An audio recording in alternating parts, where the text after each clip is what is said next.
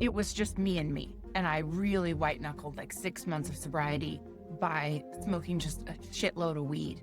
That's not a recovery, right? That's just like someone checking out from reality. And I showed up at a noon meeting at a janky location, and I sat down and I was like, you know what? I belong here. Like, for the first time, it just felt like taking a deep breath. It's not your fault, but it is your responsibility.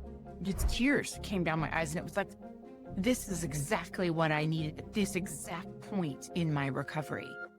These are all the skeletons. This is all I've got. Google me. I dare you. I feel like I need to go back and give that version of me a hug and just say, you know, you're freaking worth it. You're listening to the Begin Again podcast, where real stories of addiction, recovery, and transformation take center stage. I'm Gary Menkes, and each week we bring you honest conversations with people who chose to stop surviving and start living. These are the stories that remind us healing is possible. No matter where you've been or what you've faced, it's never too late to take your power back. Thanks for being here. Let's begin again. Welcome back to the Begin Again podcast, where we amplify the voices of those who rebuilt their lives in sobriety, stories of strength, second chances, and the beauty that happens beyond addiction. And with us tonight, she's a nurse, coach, and someone who found purpose through a second chance he never saw coming. After being mandated into a monitoring program, her eyes were open, not just to survival, but to growth and service. Now she combines science, truth, and the grit of recovery, and a big heart to help others rise. She's the host of the Rewired Sober Podcast. She's Kate Vitela. Kate, welcome to the show. Thank you so much. After several reschedules, we are here. Yes, to no fault of your own. I think those were mine, and I apologize then. No, I think we're both really busy people. I think some of those were mine too. Going back through the email chain, I'm like, how long has it been since I've been trying to be on this guy's podcast? I'm glad you're here. I'm looking forward to our conversation. I love what I've seen on your social media, and I was really interested when I started looking into some of the stuff that you're up to, and your little bio we put together, not we, I put together, but it's from obviously from pages that you have. I'm interested to hear your story. Yeah. So yeah, thanks for the intro. I'm Kate. I'm in the Pacific Northwest near Seattle. Mm-hmm. I got sober February of 2018. And yeah, a big part of my story is that I'm a career registered nurse. I've been an RN since I was 22, and I'm 46. So there's a chunk of time there, right? Toward the very end of my drinking, it was like my world just came crashing down in every way that I couldn't avoid. And part of that was getting mandated into a monitoring program for nurses with substance use issues. Wow. And it's such a weird story because it's really not what people would imagine. Like, I didn't show up to work drunk. You know, of all the shenanigans and the debauchery and the horror stories of my drinking, that wasn't really what got me in there. And so I'd be happy to tell that part of the story if you're interested. I'm very interested. Let's hear it. And try to laugh with me, not at me, because most people laugh at me, and that's okay. But if I condense it down, it looks like this, right? Social drinking turned to daily drinking, turned to problematic drinking for an individual, me, myself, and I, who was very high-strung, anxious. I was a kind of a go-getter, hard charger. I think anyone who becomes a registered nurse early like that in life, that's a really tough profession. Yeah. That's a no bullshit person, right? Oh, can we swear on this podcast? Yeah, let them fly. Okay, so yeah, by the time I was in my early 30s, I was a problematic drinker, you know, blackout, all of the issues, having to detox myself, just like going on benders, doing lots of things I regret. I got a DUI in 2014, and I was the epitome of like a party girl who I drank every day. I mean, I love to drink. It was like my identity, you know, my whole world. I get that. Yes. Yeah. And I loved that identity. I wanted that identity. I used to go to these parties in LA and we all had nicknames, and mine was Kate Wine Slut. And I fucking loved it. Like, I thought that was so cool. I think it's cool too. Yeah. I like it. I mean, that kind of stuff, like, that was so my identity. I was just that girl. And anyway, essentially, by the time the drinking got so bad that I was kind of backed up against a wall. It was like, you have to get sober. By this time, friends and family around me are noticing the consequences. The DUI had happened. I'm progressing into my 30s. It's not so cute anymore as you get up into your 30s and 40s. And the cat was out of the bag. It was pretty obvious I had a severe drinking problem. And my nurse friends were big pot smokers, and they always encouraged me to, why don't you smoke pot versus drink? It's so much better for you. It's Right. like as an alternative drug of choice, because one must have a drug of choice in order to survive in this life. One must have a numbing agent. Then this should be your drug of choice. And they had never tried it. I'd never smoked weed in my life. I'd been an RN my whole life, and it's not federally legal. And I was kind of a good girl before I wasn't. Around 2017, I just white-knuckled and decided I was going to quit drinking with no support, no friends around, no meetings, no help, really no knowledge of recovery. Nobody around me had ever gotten in trouble for anything, no DUIs, no family history. And so it was just me and me. And I really white-knuckled like 6 months of sobriety by smoking just a shitload of weed. That's not a recovery, right? That's just like someone checking out from reality. When I look back at myself, I literally picture myself like gripping onto the sides of the chair with white knuckles, like every day, just trying, like all day was about not drinking, I'm not drinking right now, not drinking, right. It was so much work, but I managed to string together 6 months, smoking a lot of pot. I wasn't really myself. Obviously, I was in some kind of fucked up early sobriety and or high as a kite, just a mess. And my mental health was a mess. But I had taken a job in home health. And I say taken a job because it's really hard for me to keep track of all the jobs that I had. I was like, I lasted 6 months at each job. And then they were like, well, something isn't right. Total off. We can't quite put our finger on what it is, but Yeah. your fish sandwich is short of a picnic. Anyway, so I had taken a job at home health. I was getting close to my 6-month mark before they were going to find out what a shit show I really was. And I was going to see a patient, and I was in the field driving to see this patient to do some wound care. And someone rear-ended me just like out of nowhere. It wasn't even my fault. Just someone just backed into me.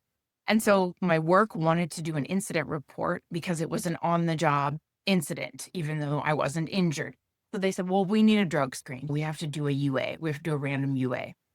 And I'm like, oh my God, what am I going to do? I knew I was going to pop pot for THC because it stays in your system forever. And I was panic stricken. So my friends that were nurses were like, oh, that's not a problem. We do this all the time. Here's what you do. You go down to one of those pot shops, one of those smoke shops, not pot shops, it's a smoke shop, like a variety where they sell like pipes and shit. And you buy like fake pee and you use that. Right? I didn't know they had What those. girl gone bad? No, I didn't know they had those in the smoke shops. We didn't know. Yeah. So this is how far in the weeds I got. So buy this fake pee because my friends were like, okay, so you just pour it in the specimen cup and this is how you pass the drug screen. It just, the pH of the urine, all of it is like, it matches regular urine. This is not medical advice. And so I did that thinking I would just use that for the sample. And I had it in my scrubs that day, the little vial of it. And I dropped it when they were watching. And she was sitting outside of the bathroom stall, kind of like staring at my feet. And I dropped it on the ground and it rolled underneath the stall to her feet. And she's like, what is that? That just felt, and it was very obvious. And I'm like, okay, I'm busted. This is everyone's worst nightmare, right? When you try to fake a drug screen. Right. And so I got fired on the spot and I was bawling and I had to admit everything. I tried to use fake pee and I'm crying. And it just is, I was beside myself that I'm getting in trouble for weed. And I'm a person who was like a new pot smoker, right? Like it was never part of my story. And here it is, this new thing. Actually, I was secretly really proud of myself that I hadn't drank for 6 months. Sure. And I was like, do you know how hard that is to go 6 months? It's better we're all off now. I've just been smoking pot for the last 6 months. Yeah, I get it. Yes. So I got fired from that job and they literally escorted me to the curb, like on the spot, like you need to go. and they reported me to the State Board of Nursing for tampering with a drug screen. And that is no joke. Yeah. And that was determined to be a crime of moral turpitude by the Nursing Commission. And I had to Google that because who knows what moral turpitude is. Apparently, it's when you like plot and scheme to do evil things. So, yes. So here I am, reported to the Nursing Commission and facing losing my nursing license. And at this point, I had been an RN for about 16, 17 years. So I'm a career nurse at this point. Yeah. And so, yeah, that was like the beginning when I realized in order to salvage my license that I would need to go into a monitoring program, Right. do random UAs and sit in support groups with other nurses. And then part of the program also was that you go out there and you find some recovery, right? Like it was a monitoring program. They were there to keep track of me. They were not there to rehabilitate me. Right. So that was on me. Like you go out and we don't care what you do to maintain your sobriety, but you go to meetings and you find a group somewhere, some 12-step, churches, whatever you need to do. Right. So that kind of pushed me in that direction. And that was really the beginning of the end, I guess. Or the new beginning. And so where did you go? What were the programs that you found? I started just reading books and I read The Recovering by Leslie Jameson. Okay. And I think I just liked the cover. Honestly, I was at Barnes and Noble and I was in this like pit of desperation and I saw the cover and I thought, I'm going to try that book. And I couldn't put it down. It was like, I just saw myself so much in her story. And I also, as a nurse, I felt like I was too good, too smart, too educated to go to any recovery meetings. Like I could not go to AA. I'm a nurse. I know better. I'm on the other side of this. And when I read her book, she is an Ivy League educated woman who was writing about becoming a writer and also getting sober. And there was something about the way that she digested the whole recovery thing with so much humility that I thought, God, if she can do it, who am I to think I'm too good? I'm too smart, too cool, right? And so I closed that book when I finished it and went into an AA meeting. Just like literally Googled on my phone and told my husband, I'm like, I'm off, I'm going. And I showed up at a noon meeting at a janky location. And I sat down and I was like, you know what? I belong here. Like for the first time, it just felt like taking a deep breath. Wow. That's amazing. Just Yeah. back it up a little bit to you. I like that about your drinking and the progression of it, right? You start, you're having fun. And me too. I absolutely loved it. Like you had said, your identity was my identity too. And I loved it. I think I heard someone describe their drinking. They was like Josh Brolin. It was like gasoline to me. Like, I could be the happiest guy, the funnest guy, and then drop of a dime, I'd be the nastiest guy. But like, Yeah. I absolutely had an abnormal love affair with partying and with drinking for sure. So I totally relate with you there. My question is though, now that you've done a lot of work on yourself, obviously now, well, I mean, as a registered nurse, your career was to help people, but now you're also helping people in recovery, obviously. Did you find any sort of reasons? Have you asked questions? Why did I progress the way I did? Was there red flags when you were younger? Did you discover things? Were there traumas perhaps that you were not dealing with and you were masking? And was there any sort of self-discovery on what happened? Like, how did I get from here to there? Yeah. Hindsight, of course. Right. 100% in hindsight. But at the time, no, I did not drink in high school. I did not drink in college. I did not start drinking until my mid-20s when I was already a licensed registered nurse, owned my first home. I was married. Like I said, I was a go-getter. But when I look back, I can clearly see a very anxious, perfectionistic, I was super hard on myself. I had really high expectations for myself. I never wanted to fail. I always wanted to go the extra mile. And that's a recipe for disaster when you look at what happens when people finally hit burnout or they finally find an elixir that chills them the fuck out for the first time. You can calm down, sit down, slow down. So Ooh, yeah, that's when I look back, it's like, oh God, she was wound tight, yeah, right? right. No, I get that. And we're such a community too. It seems so many of us, if you will, professionals on top. We're professionals at beating ourselves up on top of it, Yes. no matter whatever. Maybe obviously you're a go-getter, right? So when you're a go-getter like that, you're always going, right? You never almost sit back and give yourself a little pat in the back. It's like, all right, I got here, but what's next? And then Yep. maybe you're beating yourself up because you're not there. And meanwhile, it's just one big kind of ugly, vicious cycle of beating yourself up. And I was on another show earlier and it was brought to my attention, the certain people I know and I say this because I was the same way that, the negative self-talk that we talk to ourselves, no one talks. It was brought to my attention. Nobody talks as bad to myself as I do. Yeah. It's like, whoa, that's so me also. I totally get that. And I think it's such a common denominator, if you will, in our recovery community. There's so many successful people like yourself too, but there's, this is maybe it's all part of the anxiety. Who knows? I'm sure there's obviously numerous reasons, but we see it. I see it so often. And you can just tell, like, I bet you that's part of your thing too, is beating yourself up. And, I'm glad you got to where you got to, but tell us now. So you go to this AA meeting and where does that go for you? Where do you reside? Are you still active in AA? And I know you have shifted a little bit with your coaching, but where are you today? Where'd you go from that first meeting, I should say? Yeah. Well, that was 2018 and I thought AA was wonderful. I mean, it saved my life being Yeah, in a same group here. of people that were compassionate and willing to just accept me for as I was and be honest about their stories. So, yeah, I mean, I really feel like AA saved my life, being able to walk into those rooms at my lowest Mm. and have those people surround me with love. And I went to meetings every day for the first 2 years, I would say. I worked the steps with a sponsor. I like to say I was classically trained in I AA. would say it's kind of your typical, you went into this the way you went into kind of everything Oh, else. Go get her in AA and your sobriety. That's great. yeah, like Well done.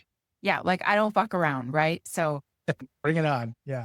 so I went to AA and I loved it. And 2020 rolled around. That's about at my 2 year mark, 2020-ish, the world shut down. Yep. Tough time. And I was also at this, I kind of hit a wall in my recovery where I wasn't as on fire for the message of recovery. You could tell the light had gone out of my eyes a little bit. Like I knew I was going to stay sober. I knew I wasn't going to pick up. I was committed to that, but I wasn't committed to loving it. And I wasn't really truly convinced I was going to have like a kick-ass life. I thought, well, at least I'm going to survive this. Hey, everyone, quick break to tell you about Recover. That's RCVR.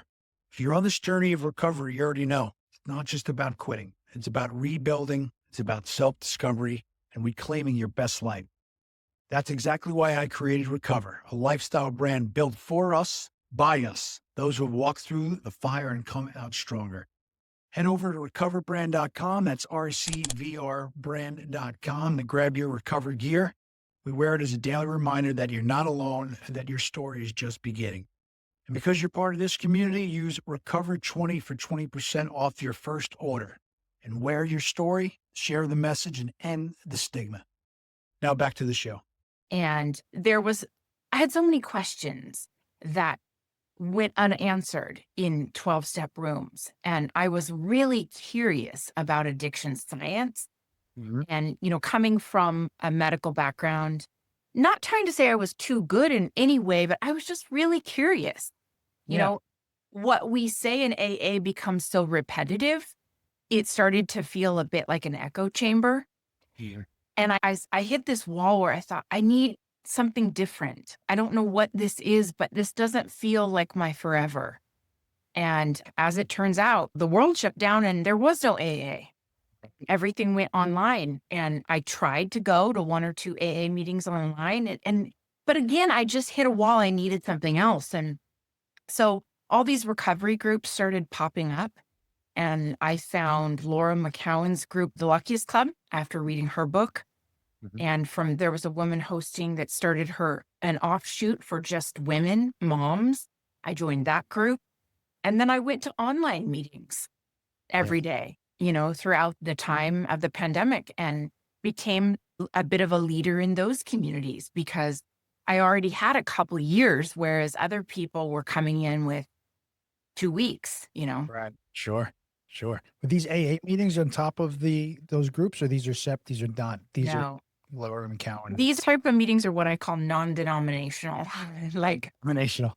it's open recovery, right? We talked Yeah. about everything. We read every book. Nothing was off limits.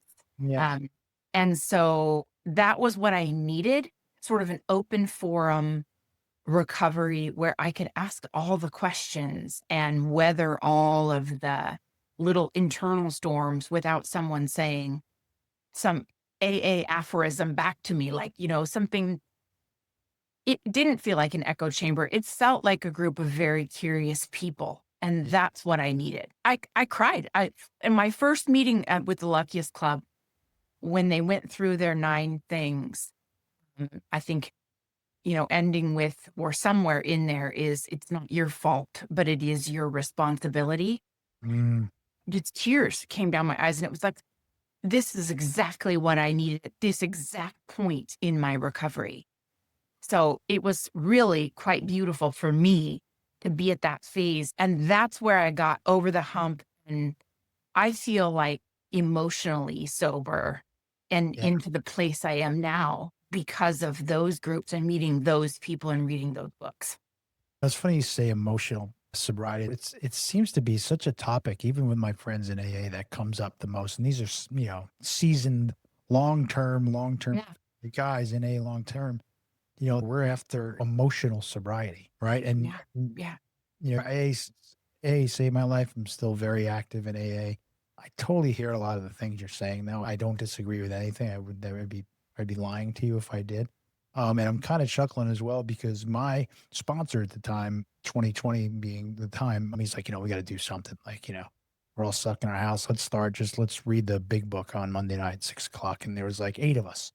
And so we read the big book and like, that was all, we read over several weeks. Then we read something else, AA literature. And here we are, almost 5.5 years later, we've evolved into self-help, or spirituality type books. They're not AA, literature, but it's just our little group. But I say this a lot too. If you don't, you might be in quasi men's book club online 19 years ago with 8 other dudes. What happened to my life? And it's like, it's actually, we all kind of hang on to it. It's like, it's our lifeline. I haven't said this out loud. I haven't really articulated it, but I love that meeting more than any of the other ones I'm attending right now, to be honest with you. So I totally get it. And so where did you, and I'm kind of tongue in cheek because I can see what kind of passion you are. And when you go after something, you go after it. But where do you start shifting, saying, I can do this myself too, and I can help other women?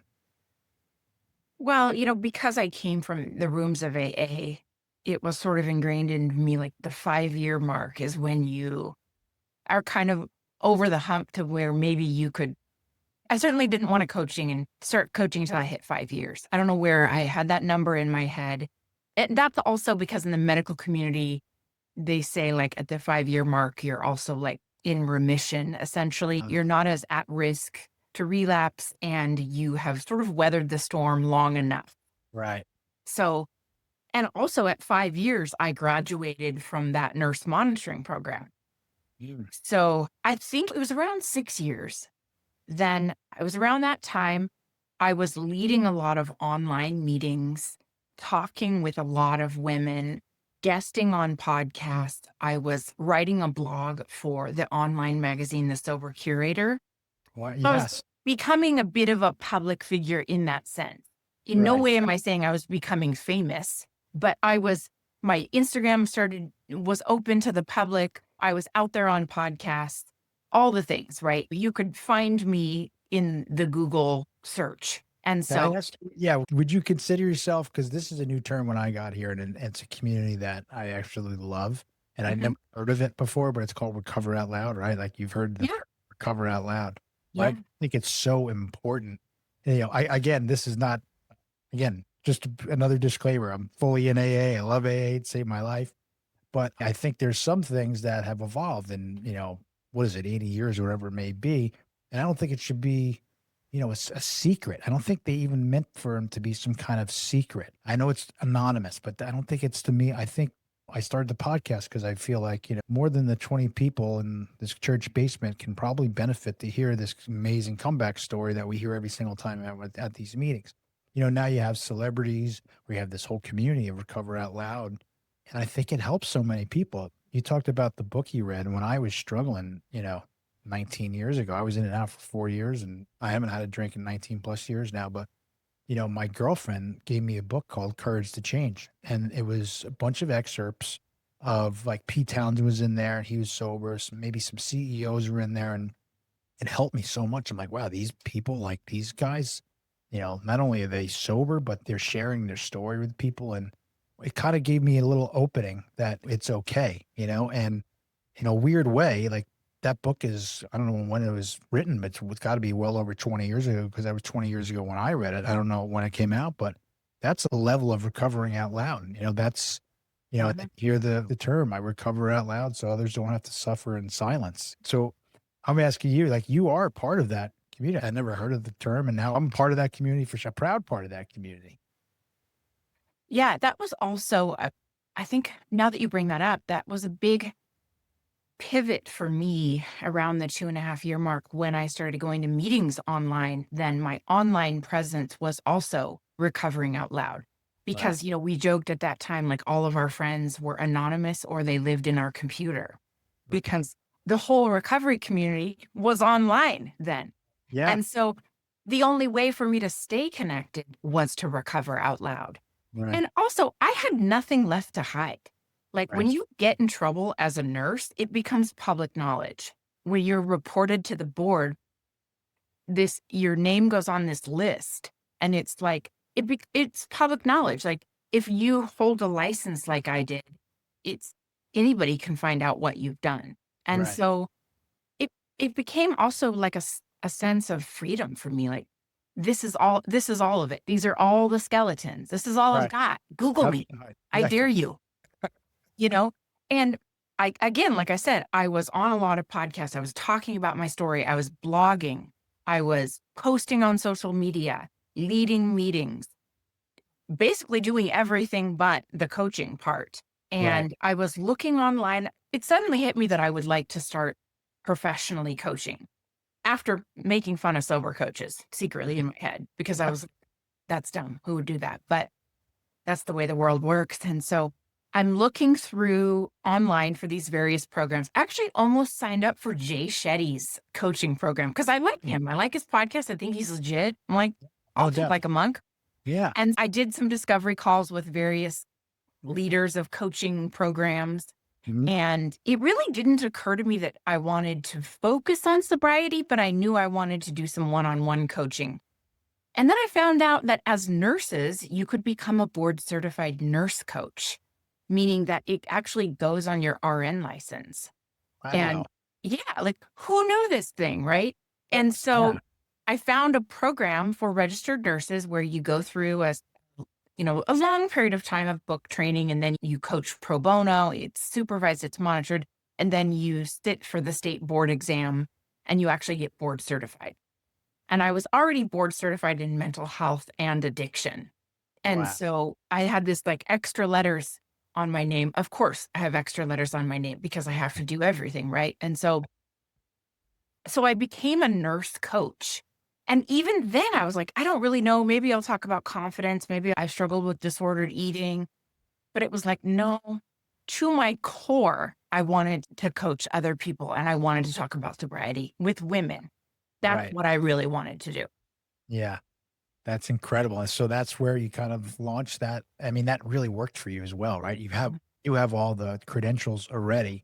I mean, what a perfect kind of, I don't want to say fell into your lap, but it kind of did. It just all started discovering, right, what that would look like. And you're like, hey, wait a minute, I already have some of these credentials. That's fantastic. And so, so where did you go from there? And how has that been? Did you go with another program? I know you didn't do Jay Shetty. Was there another one that you went under, or did you start on your own? Yeah. No, I found a nurse coaching program called the Nurse Coach Collective.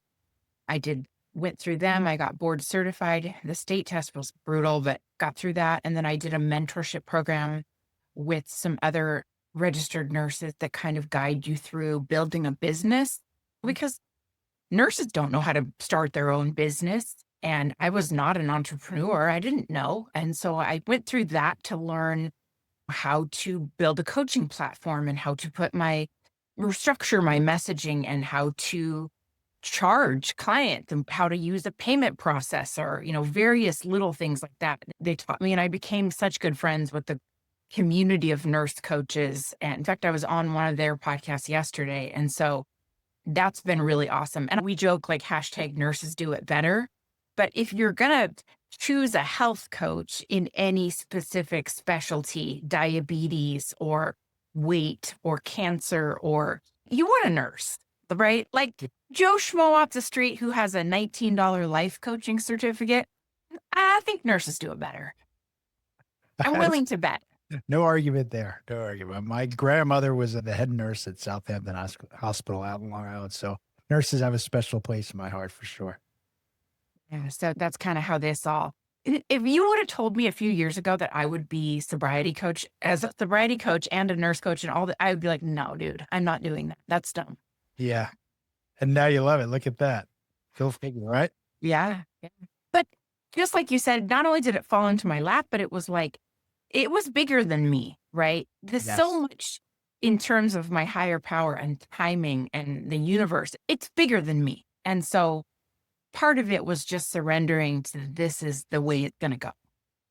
That's amazing. Yes. And so where did you also add on? Because that's what you do. You bring on more. So when did you start the podcast? When was that in your mind? And when was that launched? That actually started in January of this year. So It's only been going for, 6 months or so. I love the name of it. I do. Rewired. And you should get the author of the book. That would be a great guest for you. Is there a book called Rewired Sober? No, you're the book that you had read. Yeah, Leslie Jameson. Yes. Oh, that would be really cool. So when I first started the podcast, it was called You've Been Selected. And that is because my story is, and I actually have that tattooed on my arm. My story is that when I was in the monitoring program, I would check this app on my phone Monday through Friday to see if I was, quote, selected to go in and do a random UA. Oh. And so on that day, it was like, okay, leave work, go to the lab. Of course, it has to be clean. It has to be good, whatever. And so for 5 years, that's the messaging that, the program that I was in, and my friends and I in that program say, oh, we got selected today. We have to go in to do the UA. Yeah. And somewhere in there, and you could listen to all my story on my podcast because I start from the very beginning. Somewhere along the way, I realized, what if I turn this messaging in and choose something bigger than what if my story is more than just to survive this monitoring program? Like, what if you've been selected means like, it's fucking go time, right? Now you turn this giant mess into something that will help other people. Get off your ass, quit feeling sorry for yourself, and so that was where that messaging came from. And I started the podcast. And as time went on, I realized that so much of what I do in coaching and what I repeat, because it takes a while of coaching before you catch yourself repeating things over and over and they become kind of your things. Yeah. Right. I'm sure it's just like that for podcasting. Like you hear yourself. Like, oh, I got to stop repeating myself. Yes, I get it. And so over time, I talked enough about we're going to rewire, we're going to reset, we're going to build new neural circuitry, we're going to new neural networks, new pathways, we're going to reframe, all of that language. And it was time for me to separate my personal Instagram and start a sober Instagram, because my own personal Instagram was just getting flooded with crap, and it was too much crap, not enough sober people. Yeah. I get that. Too. I wasn't even in social media until I started this podcast. And, now, whatever. Right now, it's where I get all my lovely messages from people, and that's the other part. And just like you, like this was immediately way bigger than me. In fact, it had nothing to do with me. Like this wasn't even me. Like this is just the platform where, I have the mantra, let's help one person with these stories. I do love talking about it. I love comeback stories. Always floored, no matter every single time I have a guest on like yourself who has a story like yours, and she flips the script on life, and she not only, it's a complete comeback and life transformation, but she's like, you know what? Like you, I'm going to help people too now. And that becomes your livelihood or your next chapter, if you will. And I think it's amazing. And I really do. I admire it so much and I love it so much. It's incredible, right? I was given the permission too, which I always thought, or at least recently, when I mean past few years, that most incredible people I know are people in recovery. And someone had said it. I'm like, I totally believe that. I just never kind of said that out loud. Like, well, of course, like we've all been through it. We've kind of come out on the other side, and many of us are here to help other people. Like, I'm like, you're, right on. Hey, man, I totally buy into that. That's a truth for me. And, here we are. I get to meet another amazing person, another amazing story. And where can we find you? Where is the best way to go find you? Which new Instagram page, or you tell us? And this will all be in the show notes as well. Yeah, I think right now the best place is at Rewired Sober on Instagram. And I think there's a Facebook page for it too. It's a fairly new Instagram page, and the podcast is also called Rewired Sober. And I think that's a good way to connect, starting there. If you are interested in working with me or just connecting with me, I'm always trying to make new sober friends. Because like you said, it never gets old meeting new people, hearing their stories. It just never gets old, because the coolest people ever are sober, because they've been through hell and back. If you look at the best authors, the best singers, writers, actors and actresses, like the fucking coolest people in the world are people that are sober and they've been through recovery, in my opinion. No, I love that. Again, you're giving me permission to speak it more. I totally agree. I do, and the other part is, when I see some of those celebrities, like, I don't know, Bradley Cooper, someone like, I'm like, yeah, he's one of us, cool. Roland, or maybe Robert Downey Jr., right? There's so many, Brad Pitt, like there's more coming too. Like there's more coming, but I think it's incredible. Let me ask you one last question before I let you go. And I'm so grateful you're here. I really enjoyed our conversation. I definitely want to stay in touch and follow along. I know you know this about the podcast, but you get to meet, that's the best part about this, which I didn't know either, is you do get to start a whole Rolodex of amazing sober friends, and they become lifelong friends. And I'm all text messaging with so many of them all the time. It's really amazing. I'm sure you already have that as a coach too, so it's doubled down for you, but it's amazing stuff. But if you bumped into yourself, into young Kate, right before things started getting, maybe 16 years ago, maybe when things were really starting to progress, what's your one piece of advice for young Kate? Yeah, I think it goes back to what you said about having that history of being so damn hard on myself, and my internal narrative. Geez, my self-esteem was so low. I feel like I need to go back and give that version of me a hug and just say, you're freaking worth it. Like, you're worth it as you are. That sounds so corny, but, I look back at that version of me just so desperate and so insecure and sad, It doesn't sound corny. I totally get it. And I know a lot of our audience gets it too, right? Because so many of us had low self-esteem. We thought we were pieces of shit. We thought we were all, and give yourself a hug and you're doing okay. I say this is definitely a repetitive one, but it's something I learned on the podcast. Is if someone I had a guest on, she keeps a picture of herself, of her young self close by. And whenever she's down a rabbit hole, she looks at her young 5-6-year-old, says, what, doing great, kid. And even if I don't have that picture, I have it in my mind, and I do that all the time. So go give yourself, that younger self, a hug for sure. I love that. Thank you so much. Thanks for being here. Go give her a follow. I appreciate you being here. And just like everybody else, we're going to stay in touch for sure. Heck yeah, thanks. Thank you for listening to the Begin Again podcast. If today's story moved you, inspired you, or reminded you that healing is possible, I'd love for you to share it. Subscribe, leave a review, and help us spread the message that no one is too far gone to begin again. And if you're ready to wear your recovery with pride, visit us at recoverbrand.com. That's RCVR Brand.com. And until next time, take your power back.